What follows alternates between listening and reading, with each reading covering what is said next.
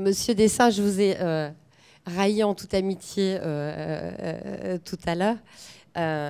Cette notion de frontière est tout à fait intéressante, mais selon vous, comment on gère cette transition, on gère le passage d'une actualité ou d'une information que l'on maîtrise à une information que l'on ne maîtrise plus du tout? Hors la question des compétences ou non des journalistes, ou hors la question de l'appétence ou non du contenu. Comment fait-on pour couvrir une actualité quand elle peut venir de tous les côtés, et comment on gère ça, y compris en termes de business model?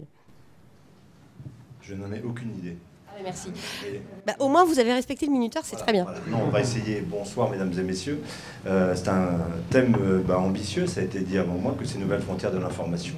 Moi, je viens d'un autre, j'en viens d'ailleurs très, très réellement, puisque je sors de ma rédaction. Donc, TV5 Monde, on a beaucoup parlé de l'audiovisuel extérieur de la France.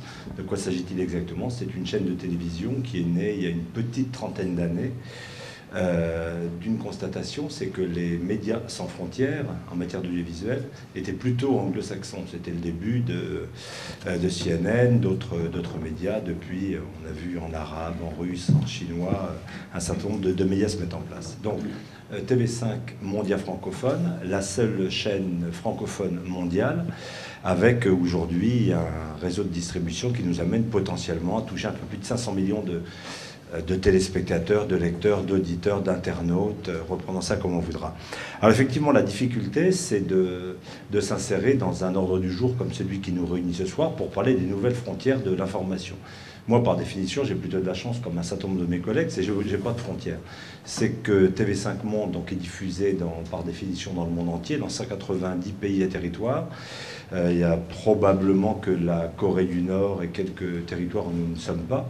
Et la particularité, c'est d'être en réactivité mondiale, 24 heures sur 24, auprès de, je vous disais, d'un public que l'on a de plus en plus de mal à situer avec finesse, et qui fait que ces frontières, qui au fond faisaient partie un petit peu du fonds de commerce lorsque j'ai commencé, il y a quand même pas mal d'années, vous pouvez le deviner, on savait en gros à qui on s'adressait. On avait même un nom qui était formidable au niveau étymologique, on s'appelait journaliste, c'est-à-dire qu'on restituait l'unité de temps d'une journée, de ce qui s'était passé.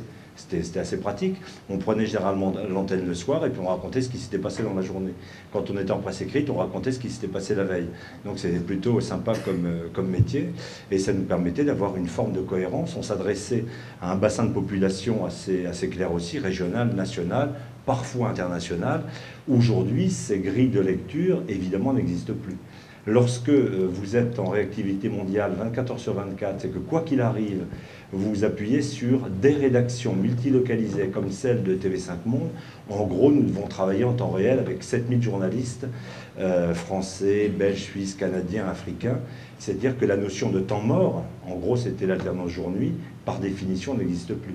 Le choix d'un support, on était plutôt sur un mode de diffusion broadcast. Aujourd'hui, on sait que l'on touche plus de monde, probablement par l'écrit, par le web, par les téléphones portables. Ceci a modifié évidemment notre façon de travailler. Quand on essaie d'avoir quelques repères, c'est-à-dire qu'est-ce qui nous identifie par rapport à tout détenteur d'information qui va mettre son information sur tel ou tel site. En gros, ça va être la hiérarchie d'information. C'est-à-dire qu'on n'accumule pas l'information, on essaie de garder une ouverture, une cohérence, un développement. Deuxièmement, une forme d'éthique, c'est-à-dire qu'on essaie de se situer dans un univers de valeurs, en gros celui de la francophonie, mais qui n'est pas exclusif, je pourrais peut-être le redéfinir d'un certain nombre d'autres univers linguistiques. Et puis il y a la marque. Ce qui fait la marque, c'est que sur tel ou tel support, il y a une crédibilité qui est construite au fil du temps, et on sait que quand on regarde tel support plutôt que tel autre, en gros, on se fait moins avoir, ou on vous raconte moins d'histoires, disons qu'il y a une crédibilité, une valeur ajoutée à cette information. Pour autant, notre plan d'action pour les prochaines années, c'est du plus petit au plus grand écran. Une fois qu'on a dit ça, c'est assez sympa pour mobiliser les troupes. Mais en termes journalistiques, nous sommes devant un embarras. C'est que nous accumulons les urgences et que... heureusement, je suis sauvé par le gong. Nous accumulons les urgences, mais le fait de travailler dans ce contexte-là fait que peu à peu, nous perdons un certain nombre, au fond, de repères temporels, géographiques. Nous les avons complètement paumés, étant, je vous le disais, 24 heures sur 24, en diffusion mondiale, etc., sur tout support. c'est un autre élément.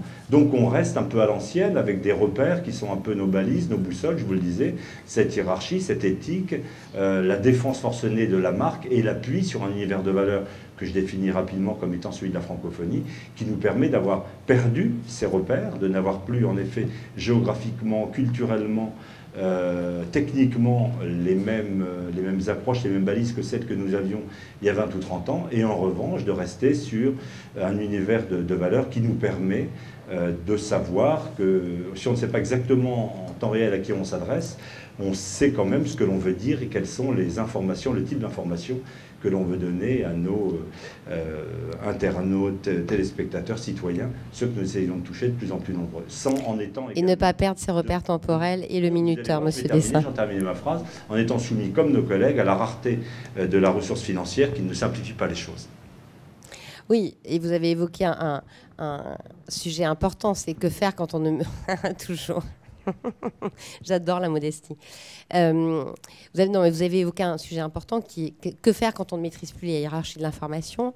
Et puis on en vient à un sujet qu'a évoqué Olivia tout à l'heure, c'est que même si monsieur le visionnaire, monsieur Meyers, nous a promis la fin de la presse, il y a des supports papier qui naissent, qui sont payants, qui n'ont pas de publicité et qui fonctionnent et qui se vendent bien, simplement parce qu'ils ont de la distance, du temps, un angle, du style et une capacité d'analyse.